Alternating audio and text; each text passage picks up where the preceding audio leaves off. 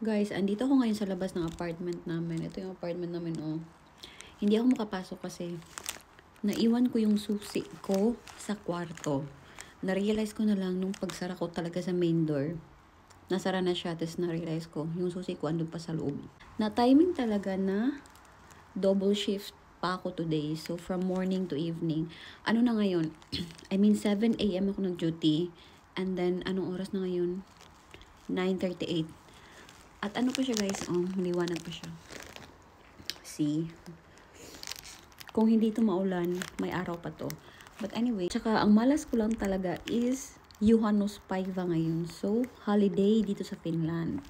Tsaka Saturday din. So, ang ginawa ko, mawag ako sa maintenance. Sa Purvo pa yung maintenance. So, malayo-layo pa siya.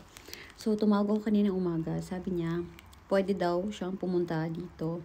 Sabi ko, work pa ako hanggang alas 9 pa ako. Nagtanong ako kung magkano bayad kasi nga, pag ganyang mga incident, may bayad yun. So, tinanong ko kung magkano yung bayad na magpa-open ng apartment. Sabi niya, 60 euros. Ang mahal, kakaiyak. Pero no choice ako kasi nga, morning din ako bukas. Gusto ko na magpahinga talaga ng dire-diretso. So, sabi ko, sige, go. So, pag may ganyan kayong mga incident, guys, na naiiwan nyo yung susi nyo, magbabayad talaga kayo dito. Pero hindi ako sure sa ibang lugar. Pero dito sa amin, yun na nga, 60 euros. So, malapit ng 10 p.m. Diba sabi ko 9 p.m. pa ako mag-out sa work.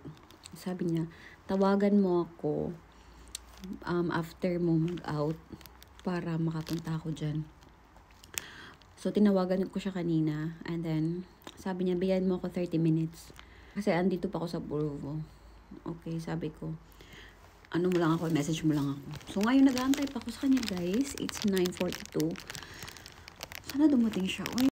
So, nagpunta muna akong S-Market. Bumili lang ako ng, tsaka ito pagkain. Kasi nagugutom na ako, eh. So, tingnan natin mamaya pag dumating siya. Parang may parating ba? Parang andito na siya, guys. Ito na ata.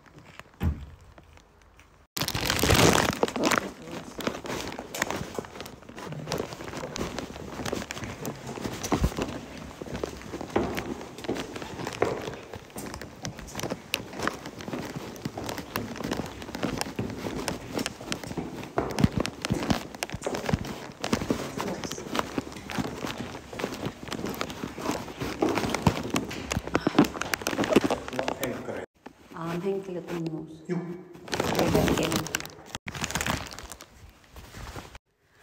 So, yun na nga. Na-open na. Wala na siya. Diba? Tanga-tanga lang. Ang mahal kaya ng 60 euros. Almost 4,000.